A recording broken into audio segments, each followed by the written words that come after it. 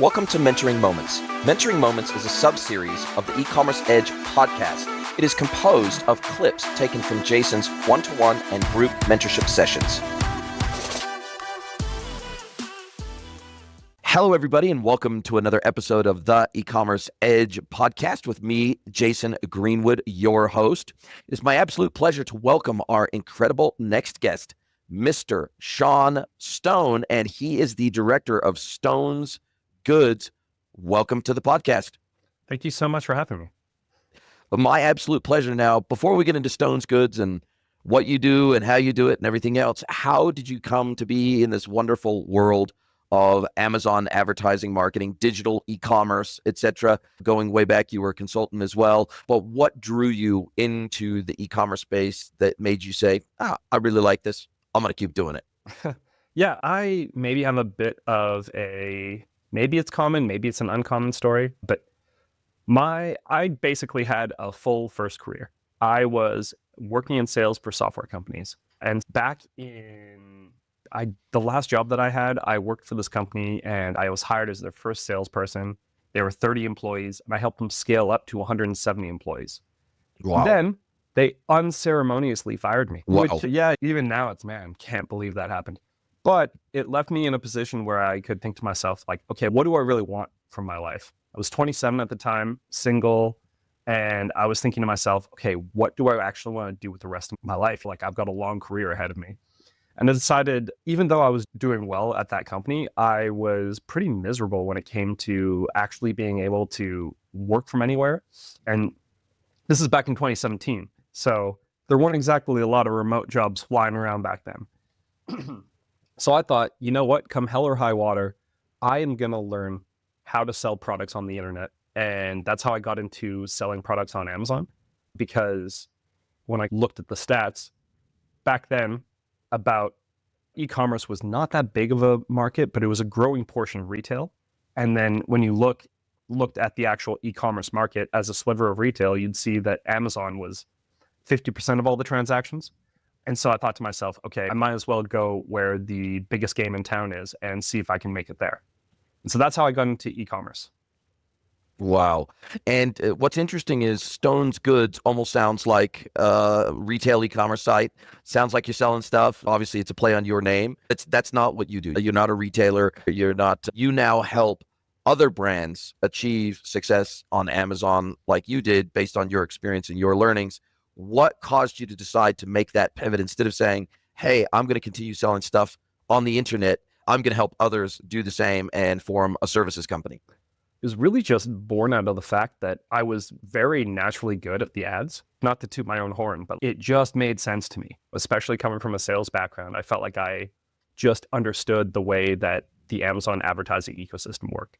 I sold my own products for about 2 years, and most of the time I would deal with some suppliers. I'd be close to going out of stock or I'd be doing something else. So I'd have my ads all set up, and then I'd be spending all this time working on the operations. And then most of the time I wouldn't be able to scale because I didn't have the product to sell. I'm not great at managing inventory. I'm not great at managing cash flow. So then what did I end up doing the rest of my time? My friends were all messaging me. Back then, Facebook Messenger was really like the big chat platform.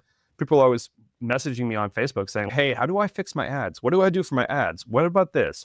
And so I would spend 4 hours a day working on like operations of my own business, and then 4 hours a day helping my friends fix their ads. And so at some point I was like, I should just do ads. This is clearly a lot more of a fit to me. So that's how I ended up just doing ads full time. So started running ads. I made ads my full-time job January of 2019. And since then, it's just been like, oh, wow, yeah, I should have been doing this the whole time. This is what I'm good at.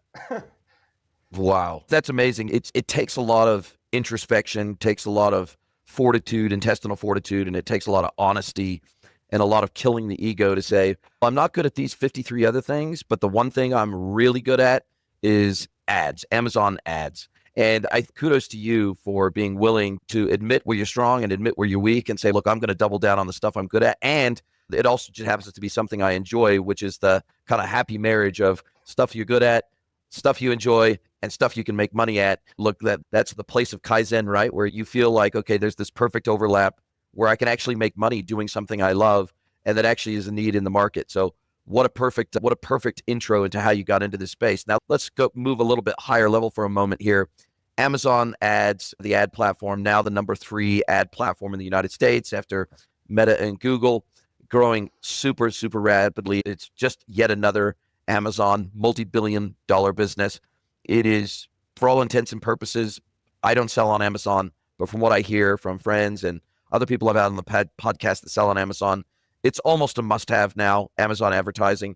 It's very difficult. It's like the old days of the internet when you could just put up a web page, set up an e-commerce website, organic would take over in Google, and you could get rich, right? Mm-hmm. But pretty early on, after that, you needed to be running some form of Google advertising, at least from a top of the funnel perspective, to get traffic to your website, because you could have the best website in the world, but it's like a billboard stuck between 2 buildings that are an inch apart. Nobody's going to see it. And so as the internet exploded, you really, from a traffic perspective and from a recognition, brand building perspective, you had to start running Google ads. And I know because I owned an e-commerce pure play back in the day, and when most clicks in our industry were 5 cents a click back with Google ads, that's how far back I go. And so it feels like Amazon is going through a similar transition where the competition is so incredibly fierce in every single product category, not only from competing sellers, but from Amazon themselves in a 1P fashion, that without Amazon advertising of some variety, at least to generate initial traffic and initial hype and initial volume around launch products, you're going to get lost in the sea of Amazon-ness if you're not careful. Mm-hmm. So maybe talk us through the rise of Amazon ads as a critical channel opportunity for sellers on the internet. Yeah, I think what you're talking about is the correct analogy. That's exactly how it went. When the first product I launched on Amazon, I didn't have to do that much when it came to ads. I remember before I even turned on ads, I'd made a sale and I was sitting in an Airbnb and I started running around screaming in the Airbnb because I was like, I can't believe I made a sale. Yes. Nobody had any idea that I had put this product on Amazon, and it just showed up. Somebody bought it. Made me so excited. But the flow of what's happened with Amazon is pretty similar to what you described, where it went from an optional way to boost your product to something that you need to now something that, to be frank, I feel bad for people who are thinking about getting on Amazon right now because the market's gotten so professionalized and so crazy. But the main thing that I would take away is like around 2019, I just realized for sure Amazon is going all in on this ad platform. It's going to be crazy. It's going to become pay to play. And the idea that you're going to make the majority of your sales from showing up organically is not dead, but it's going to be something that's only available to a select few. And we can talk about that because I do have clients they have some products that make 60, 70, 80% of their sales from organic still, but it's not every product, and it's only on the products that deserve it, so to speak. So there's a lot of factors that go into maximizing the Amazon platform in 2025. If you're not running ads on a product, it's unlikely that it's going to show up unless you have some other major traffic source. For example, maybe you have a huge TikTok presence. You could put your products up on TikTok Shop, have a huge TikTok presence, and then not spend money on ads on Amazon and probably still make a lot of sales. A good example of that, there's the teeth whitening strips from Guru Nanda. I don't know, they really blew up, and they, for a long time, were the best seller on Amazon for teeth whitening strips. But wow. Yeah, but before that, it was Crest. Crest got unseated by some 27-year-olds in a room together trying to sell as many teeth whitening strips as they could on the internet. It's crazy. Wow. And would you say that now, what I'm seeing, and I'm certainly no Amazon expert, don't profess to be, don't pretend to be, but at least as a consumer and as someone who buys a lot of stuff on Amazon, particularly now that I live in Mexico and it's one of the most trusted sellers basically in the entire country, and one of the few sellers in Mexico that can get products to you in every corner, nook and cranny of the country, regardless of where it is. It seems to me the brand owners are killing it on Amazon, and they really don't need to do ads. Like, for example, I bought my Weber barbecue directly off of Amazon, because getting it through a retailer here was going to cost me nearly twice as much as getting it direct from Weber on Amazon. And they don't discount. That's the thing, is these brand owners do not discount on Amazon. You're paying full retail price, but at least you're not paying a margin on top of full retail price. And so I went on there, I searched for the Weber model I wanted. Boom, there Weber comes up. Weber themselves selling direct through Amazon. And I bought it direct off them. And 2 days later, it shows up at my doorstep. And they didn't have to advertise, because I knew exactly the brand. I knew exactly the model. I knew the product I was looking for. I knew why I was looking for it. They had built a lot of brand trust. I had a Weber in New Zealand. And so it was like, hey, this is a no-brainer to buy another Weber when I get to Mexico. So it feels really strong brands that have really strong, well-known products. They have niche products. They own the brand. They own the product. They own the category. It feels like maybe they don't necessarily need to do a whole lot of advertising on Amazon, because people are going there and it's all branded search terms. But it feels like everyone else who's selling a Me Too product or a generic product or a highly competitive category, or they're selling against Amazon themselves, it feels like those are the scenarios where kind of ads are, you got to do it. I would say that a brand like Weber, if we just stick with that, because, and from what I've heard, Weber has fantastic barbecues. For a brand like Weber, they're going to win on all their branded terms, and they're not going to need to pay for ads for those. But imagine you're Weber and you say, I actually want to grow in my category. I want to start selling more barbecues on generic terms, like high-end barbecue or something like that. Premium barbecue, stainless steel, aluminum barbecue, whatever. Yeah, and they are going to be lost in a sea of cheaper options. And if they don't advertise to try to get to the top, they're going to be stuck on page 2. And that's where the big opportunity is on Amazon. And so you got to really choose what you want your strategy to be. So if you're Weber, you might want to just use it as a channel that is low-cost sales. You don't have to pay anyone else to sell it. You don't have to handle fulfillment. Weber could be doing exactly what they want to be doing by not advertising and not competing. But say Sean's barbecues. I'd say I want to start selling barbecues on Amazon. I would look at what Weber's doing and say to myself, okay, great. They've got all this branded search that they're feeding off of, but where are they not competitive? They probably inflate their prices compared to their cost of goods. I could probably get a better product. Maybe I could differentiate in some way, whether it's features, whether it's content, whether it's just being much better at ads, whether it's price. Yeah, price. Yeah, exactly. And maybe it's a combination of all 4 of those things. And that is how you can actually go and compete with a big brand like Weber. 20, 30 years ago, you just couldn't. Starting a barbecue company would be a prohibitively expensive operation. So both the upside and downside of Amazon. And that's what makes Amazon ads so powerful, is that you do put opportunity into the hands of the little guy. It's just that as Amazon's evolved, they've realized they can make a lot of money off the little guy, especially when the little guy doesn't really know how the ads work. Okay, so 2 questions immediately drop out of that for me. One is, does SEO matter on Amazon? Meaning that, does having keyword-rich listings and having a highly optimized store on Amazon and playing the algorithmic game regionally, whatever, doing SEO research for Amazon listings, etc., does that matter first? And then second of all, when it comes to ads, can I target like I can with Google? In theory, you're not supposed to. But in Google, we know that everybody targets their competitors with competitor campaigns and competitor-related keywords. So if I was on Amazon and I was selling a direct head-to-head competing product to Weber, could I target all the Weber keyword search terms in my Amazon ads and have people ultimately see my products that came to Amazon looking for a Weber product? When it comes to Amazon SEO, we'll answer them one at a time. So Amazon SEO does matter. But it's not there's only so many things you can fill out. Actually, we have a YouTube video where you can use AI to build the SEO of your listing for you. And there's no sign up or anything. It's just like something we did because we wanted people to have easy access. So if you want to link that in the show notes, it's on our YouTube channel and something we put together just because we wanted to start teaching awesome stuff. So SEO does matter. We think of it as get it done. Do the right things, put the keywords in the right places. But it's like an 80-20. If you took care of your title, bullet points, description, and back-end keywords, you nailed it already. You could spend hours trying to eke out 1 or 2% gains.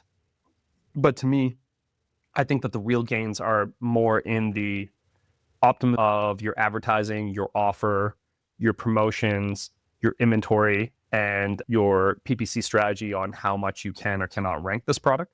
So those are the things that we really think will drive the most results. But in general, I think that there's some merit to Amazon SEO, but the big thing is we don't want to over-index that because it's focusing on the wrong thing.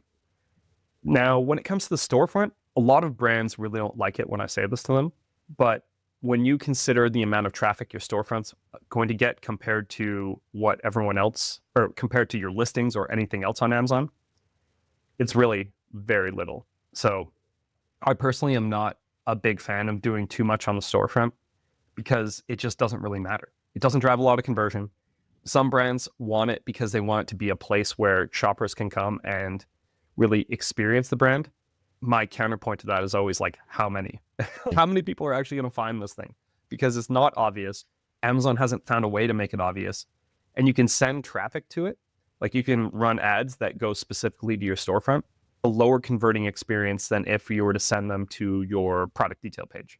So Yes. once again, it doesn't convert as well. Nobody's going to find it otherwise. People from ads is not really that effective.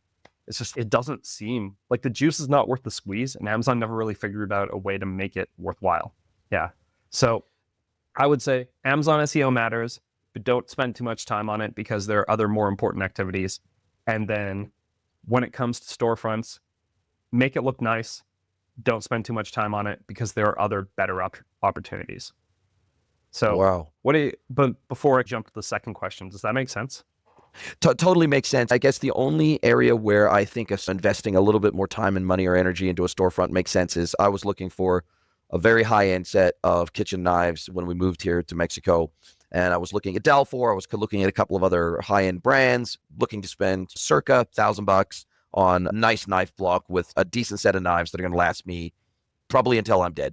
And so when I was looking around, about the only time that I really worried about the store page was the tiny minuscule brand link on a listing page.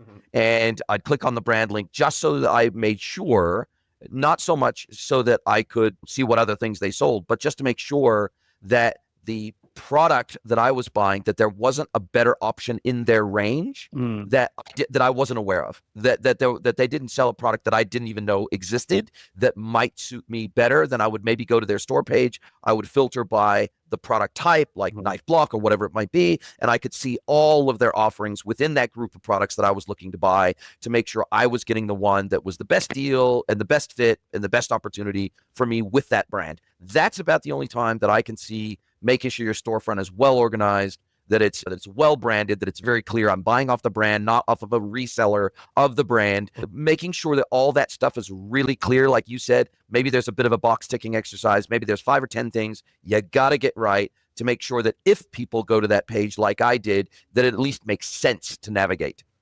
I'm a little bit surprised that you didn't just pull up the company's website, because traditionally that's what I've seen people do. Not go to the storefront. Instead, actually go to the actual website. I really only cared about what was available to me on Amazon, which is why I went there, because I knew I was never going to buy direct through the brand. Now, I didn't do that for Tramontina. So I went to so I ended up buying off the Tramontina website direct in Mexico because they had a range. They had a unique range of products. So I was buying cookware, right? I was buying pots and pans. They had a certain range that was available only through their website that was not available through their Amazon store. And that particular range also happened to be on special at the time I went to their website to look. And as a result of that, because the first thing I did is as I had 3 or 4 brands of cookware I was comparing. I went to Google. I watched some YouTube videos on cookware comparisons. I did a bit of research outside of Amazon. And ultimately, that's why, because I had to do some research off Amazon to begin with, that's what led me to the Tramontina Mexico website. And that's what led me to realize, oh, hang on a second. This is a range of product I can't even get on Tramontina, the Tramontina store on Amazon. And it happens to be on special. And they're going to give me free delivery. And I'm like, This is a freaking no-brainer. So I'll go ahead and buy it off their D2C website. Now, what's interesting about this, buy it off their D2C website, right? Tina, I wanted glass lids on my cookware because I didn't want to have to lift the lids off to see when something was boiling, etc. I wanted the glass lids, right? Yeah. But this range of product, it was not clear from the images. On one image, they had glass lids, and on one image, they had aluminum lids or stainless steel lids. I can't remember. Yeah. And I was like, for the same product, I'm seeing two different sets of images. This doesn't make sense to me. So I sent them an email and I asked them, does this set, and I linked to the PDP, I said, does this set come with stainless steel lids or does it come with glass lids? And they said, oh, sorry, this comes with stainless steel lids. And I sucked it up because it was on such a massive discount. I was like, bugger it. I'll go down to the shop and I'll buy some glass lids for these pans, $20 a lid or something like that. And I'll get my, it turns out they were delivered and they had glass lids. And I was like, the brand themselves sold me. I thought I was making a compromise, but it ended up being glass lids, and I was really stoked about that. I know this is a tangent, but just to tell you my different shopping journeys with these two, and both of these brands have their own Amazon MX store that they sell directly through. And so I think it's really important that if you are going from a storefront perspective, if you want to sell on Amazon successfully, I think it feels like you got to have your full range. You got to have accurate images. You got to have accurate product descriptions, and you got to have at least at parity pricing with your D2C store, unless you call out in your listing specifically, hey, check out our store for our latest deals. If you're going to run specials that only exist on your website, you should probably let your Amazon shoppers know that's the case. So I would actually politely disagree with you on that. Yeah. So I wouldn't have my full catalog on Amazon. Okay, great. I would only have my best sellers because Amazon charges you storage fees. They do. Sure. And further to that point, why not have some stuff to incentivize people to come to your website? Now, Amazon does, but they have to know that exists. Yeah, and they have to know that you have options on there that are not available on Amazon. And it's against Amazon's terms of service to tell them either of those things. Wow. Okay, so you cannot put that in your description. No, you can't do any of that. Wow. But shoppers have gotten pretty smart. And one of the other things that shoppers have started to do is they will Google a company before they buy off of Amazon, especially any kind of high ticket purchase, like you just described, like something that you're going to keep in your house and use for 30 years. You're not going to just buy the whatever is cheapest off Amazon. That's what, when I was single, I used to do. And now that I'm married, we've never done that once. Yes. Yeah. I used to think I was a Spartan. Now I'm not so much. But the main thing is you should only put products on Amazon if it works for your business. So you should treat Amazon as a channel, not as a be-all, end-all.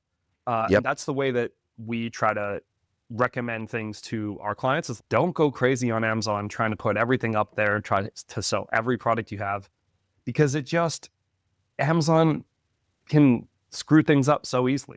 So why not just focus on the 80-20, the best stuff in your catalog, the stuff consumers love to buy, and the stuff that maybe consumers are going to want to go to Amazon to get because they want the fast shipping, they want shipping they trust, they want easy returns, all the stuff that individual Shopify store cannot handle it, no matter how hard they try. Or at least maybe they could, but the consumers don't trust them to do it the way they trust Amazon.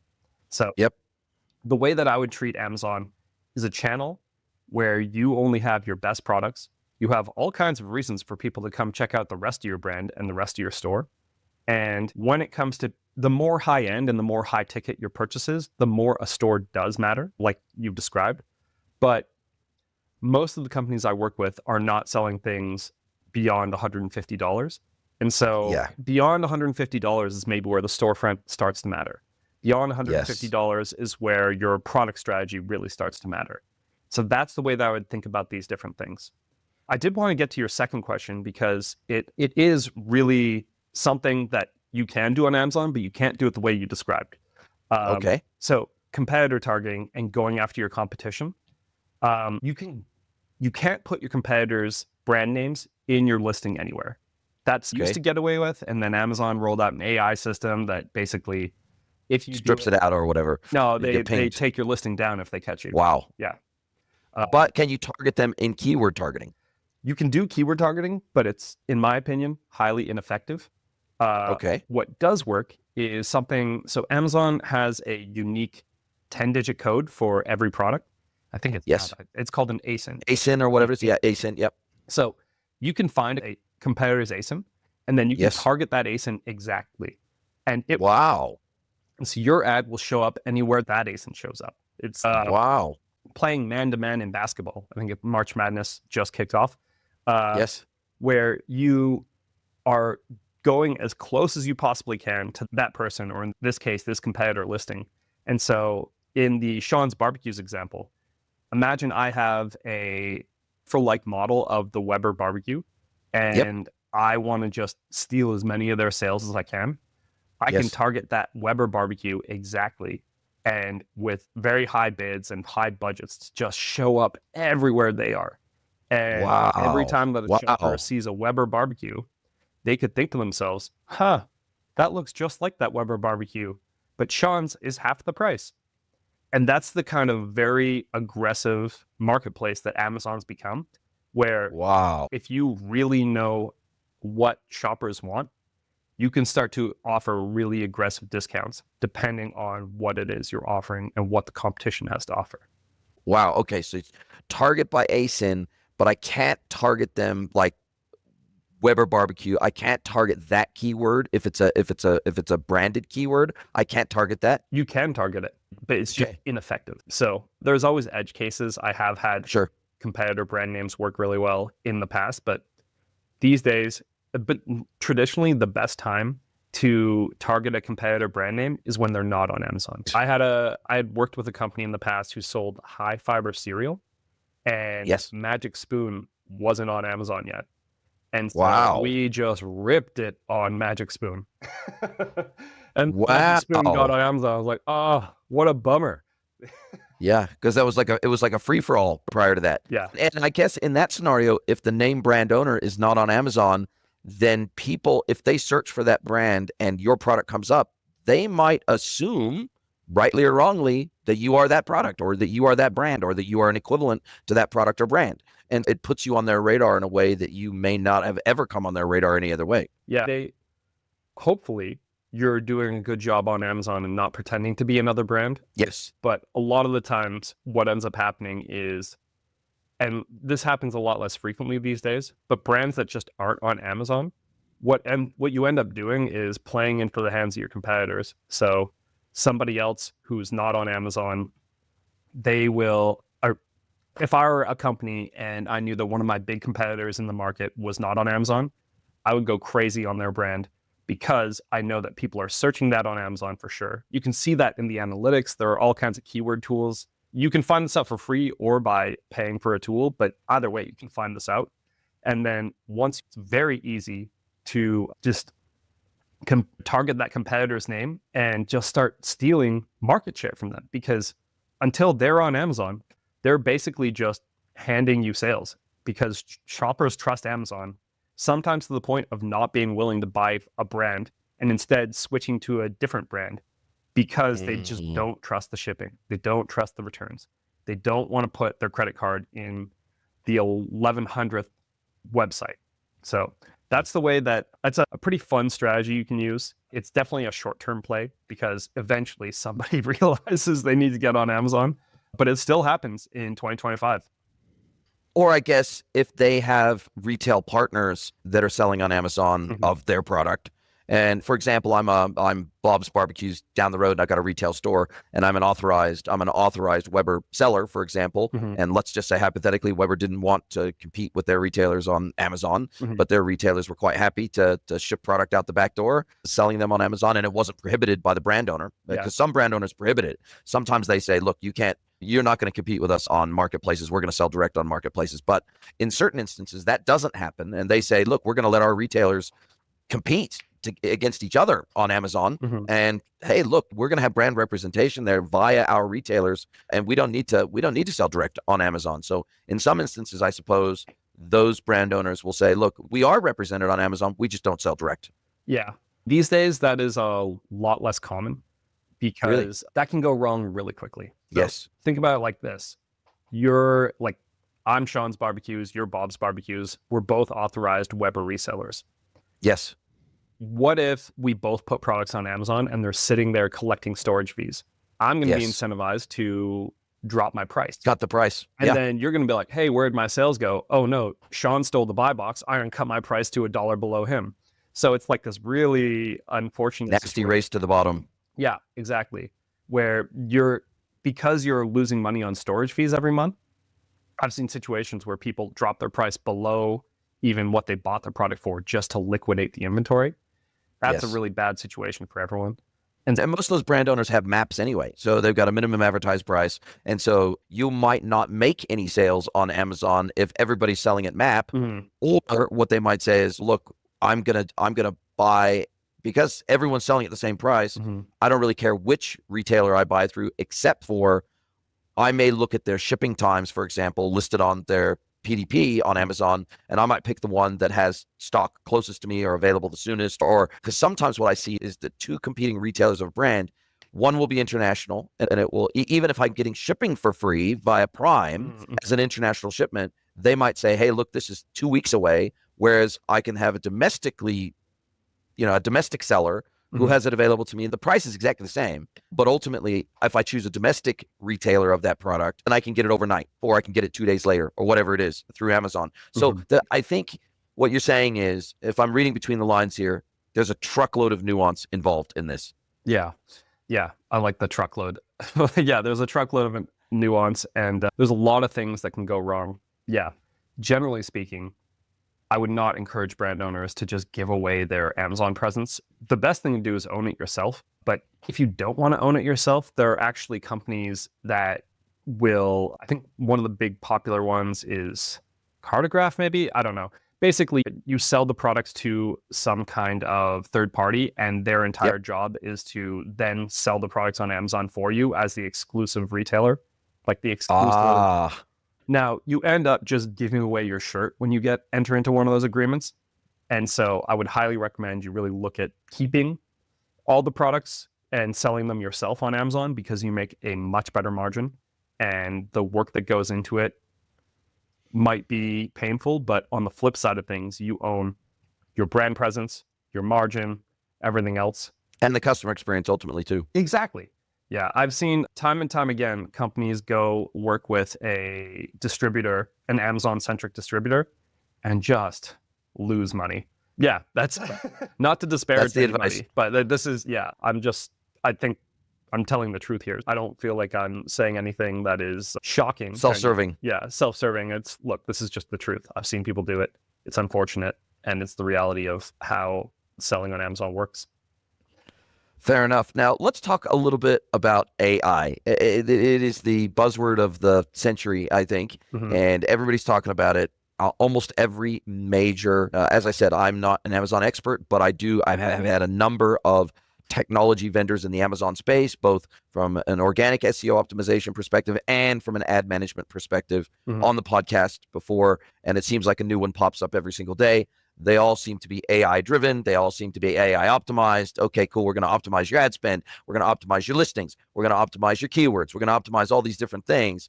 What is your take on the ability for brands to leverage AI specifically for Amazon ad management? And is this something, are we getting even remotely close to a place where it's fire and forget and the technology can manage it 100% on your behalf? I personally don't think so, but I think I have a vested interest in saying that because I run an Amazon ads agency. But here's the thing. If a product actually good enough comes out that we can replace a big function of what we do by AI, that would just free up a ton of time for really in-depth data analysis that me and my team do, and really in-depth things like diving into product strategy. What does the market really want? What should your next product be? Like that kind of stuff. So if somebody finally does come out with an amazing AI tool, and I'm not looking to disparage anybody, but I haven't seen anything that's caught my eye and made me excited yet. If somebody does come out with that, I'm just thrilled about all the time I'm going to be able to save to go do all the other really important things that help brands grow on Amazon. Yeah.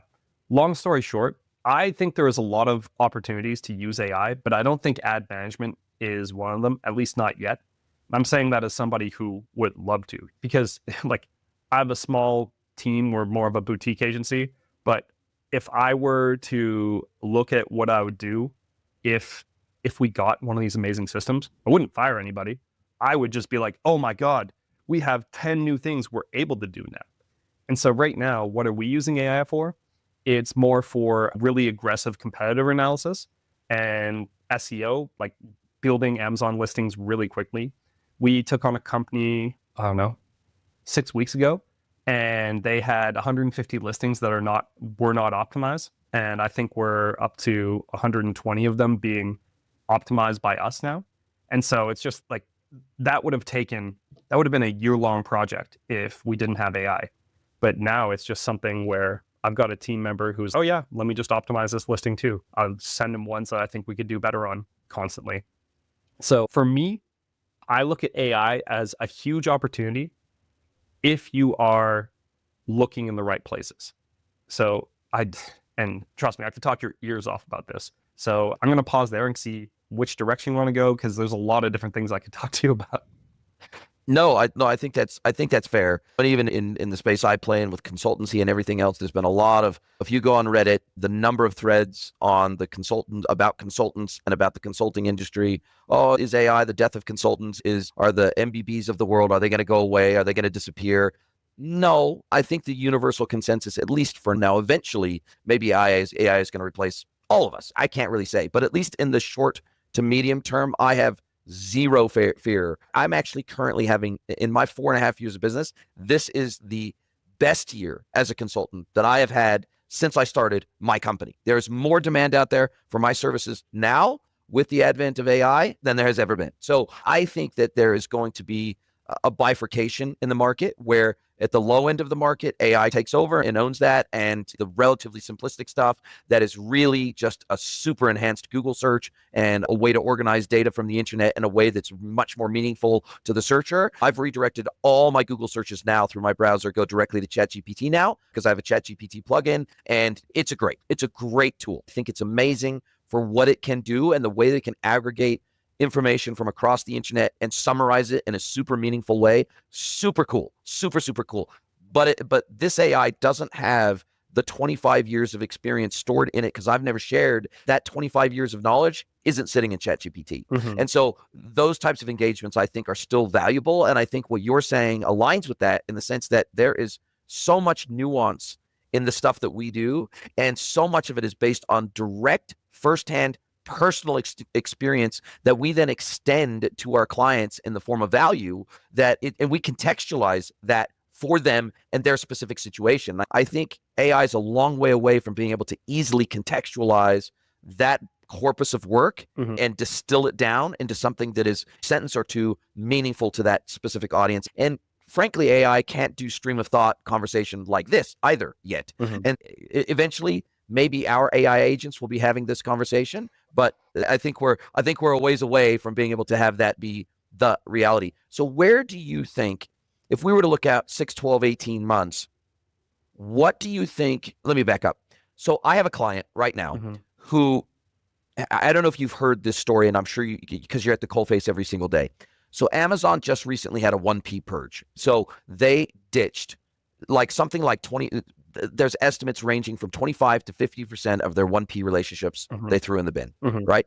One of my clients lost 35% of their business overnight that was coming 1P through Amazon. Okay. So now they're scrambling to get connected 3P through Seller Central versus Vendor Central.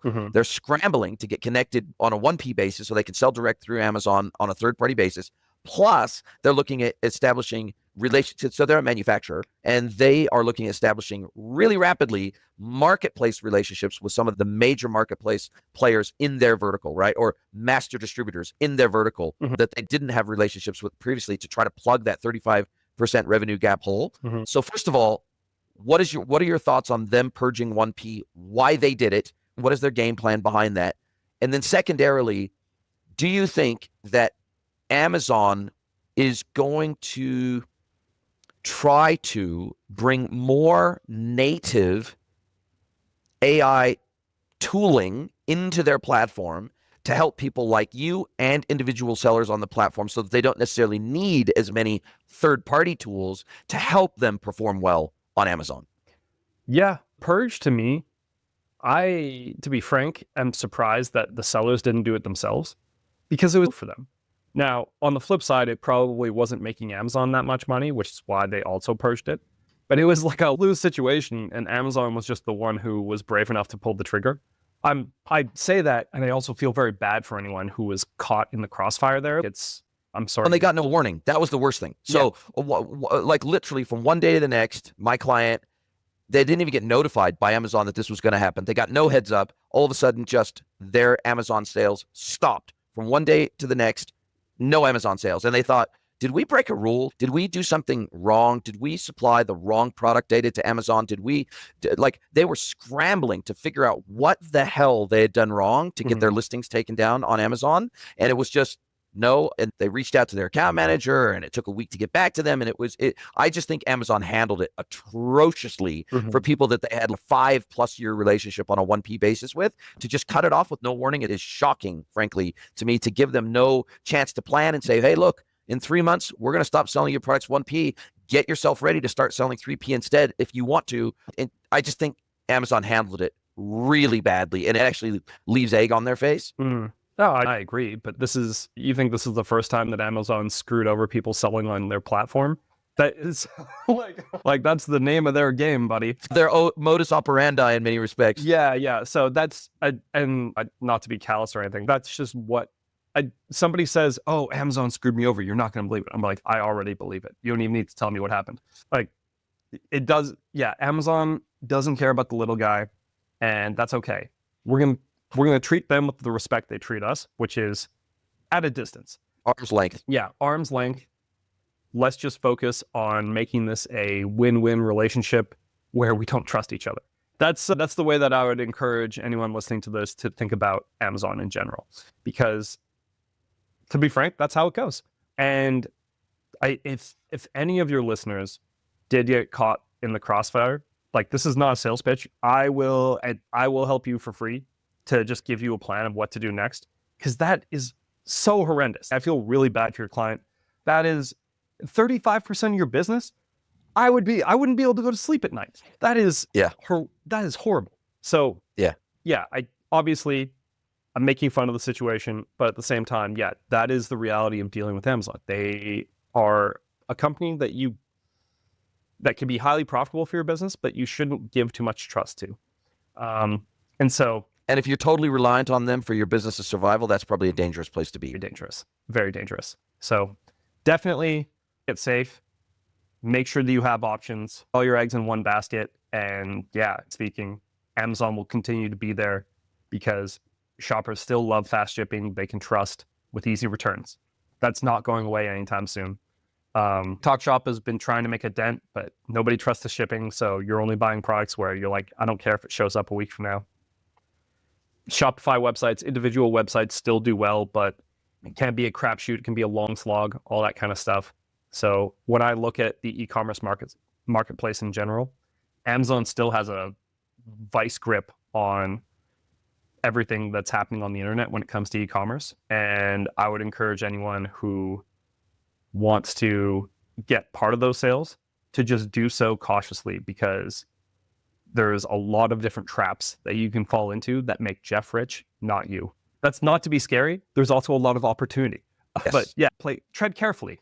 Yes, so treat it like the mousetrap it is. And what about AI tooling? Have you seen, because one of the things that I see a lot of my clients, and again, I don't help them with their Amazon, apart from integration with Amazon and solution architecture with an iPaaS system or whatever to get them onto Amazon, I don't get directly involved in helping them list products on Amazon, optimize their listings or run campaigns. I don't get involved in any of that. I'm more of a technical and operational consultant than I am a marketing consultant. And I see a lot of tooling out there that pitches itself as a way to extract more value out of the data that Amazon will already provide you through something like your Seller Central dashboard, for example, but as I understand it, some of that data is a little bit buried, it's a little bit hidden, it's a little bit difficult to extract meaningful insights out of that data. So the data is available, but turning into meaningful insights is the hard part. So maybe speak to me a little bit about, do you think Amazon is going to go down the direction of AI to make that data more meaningful? Or is there always going to be a place for third-party tooling and analysts that can take that data that Amazon makes available to make it actionable for the brand? I would say that right now, there's still a lot of opportunity for third-party tooling and that kind of stuff. I think Amazon will continue to go down the road of offering like new AI-centric tools, help you make better listings, help you make more compliant listings without taking the products down for doing something wrong. I think that is going to continue to go in that direction. I would say there are a lot of tools out there right now, but all the best ones are just like tools that are good already and already existed before AI was really a big thing. And then they're now starting to layer on AI into the rest of their experience and comes at you with a tool and says, hey, this is the best thing since sliced bread and it's AI driven and this and that. I would be cautious. Actually, so one of the things that AI has made possible is we started building our own tools. Like I have my own reporting dashboards on top of third-party tools that I built just with no code plus AI. And so that to me is like the big opportunity is like manual reporting is something that we can, for a large part of the business, not worry about anymore. There's just all these different things that we can do with AI that are great opportunities. And I don't know, maybe 5 years from now, every Amazon consultant is just an AI bot. But right now, I think there's still a lot of opportunity to grow on Amazon, make a lot of sales, make a lot of profit, and take your business and make Amazon a really healthy channel of it. When it comes to the future of AI, I personally, everyone's talking about agents right now. I think right now it's still the like first inning of that game. So who knows, maybe it's not going to work out at all. But one of the things that I really want to start playing with is AI agents, because you can turn them into effectively a digital employee. And so to me, that's something that's really interesting. The future of AI is getting a digital employee who, instead of me having my team member build out 150 listings, I could have an AI agent do it overnight. And then we come in the morning and all the listings are ready to be uploaded. That would be unbelievable. And that's, I think, the exciting future for any business. AI customer service agents that can respond to questions immediately. You know, like how many times have you emailed somebody at 5 p.m. on a Friday and they don't get back to you until Monday at noon? It is infuriating as an individual consumer. But that is the reality of the way people work. And so when I look at the future of AI and how it fits into e-commerce, I think on-demand employees that can solve specific problems for you, that's going to be one of those big opportunities that right now just don't exist. Yeah, I think the deep research thing has shown itself to be pretty cool.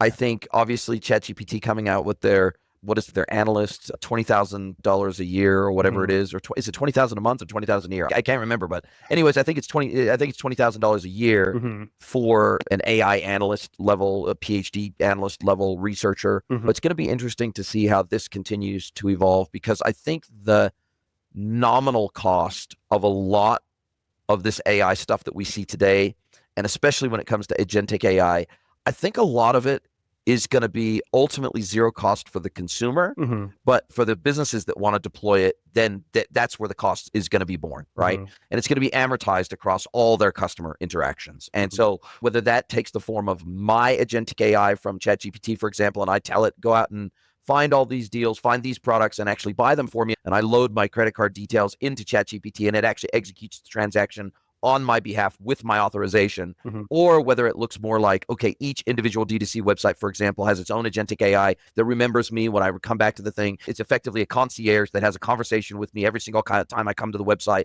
It shops on the website and finds products on my behalf based on the conversations, based on my previous purchase history, based on product data, based on customer data, etc. You know, And it could be a hybrid of the two. It could be, hey, for customers that don't have an agent that is coming to shop and talk to that agent on my behalf, maybe I'm talking directly to that agent on that website. But I think agent to agent AI, conversations, research, API connectivity, I think that's going to definitely become a thing. I think that's already starting to emerge and show itself in meaningful ways for people. Yeah. So I'm really excited about that for you. What's next for you? If we were to look out over the next 6, 12, 18 months, are there any services you don't provide today that you say we would like to provide those services? Or is there anything your customers are asking you to do for them that you don't yet do that you will offer in the future?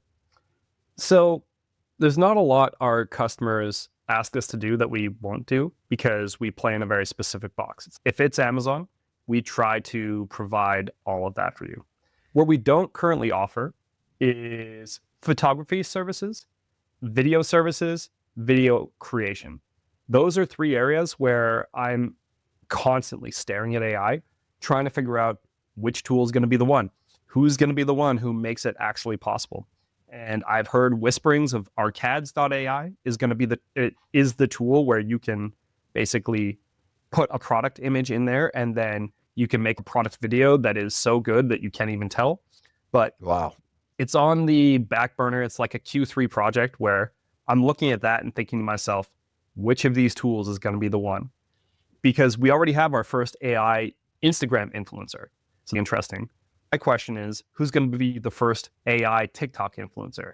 Who's going to be the first TikTok influencer on AI where it's a consistent face the whole time? They're constantly posting and they've got an audience. And next thing you know, they've got an audience who buys products they recommend. That's really interesting to me. I don't know when that's going to happen. Maybe some people are listening to this and thinking like that is the scariest thing I've ever heard. But I think that's the direction things are going to go. And what my agency doesn't currently offer is asset creation, photo and video asset creation. It's just not our forte. And what I want to do at some point is find a way that AI plus humans can bring that to the market, especially for Amazon sellers.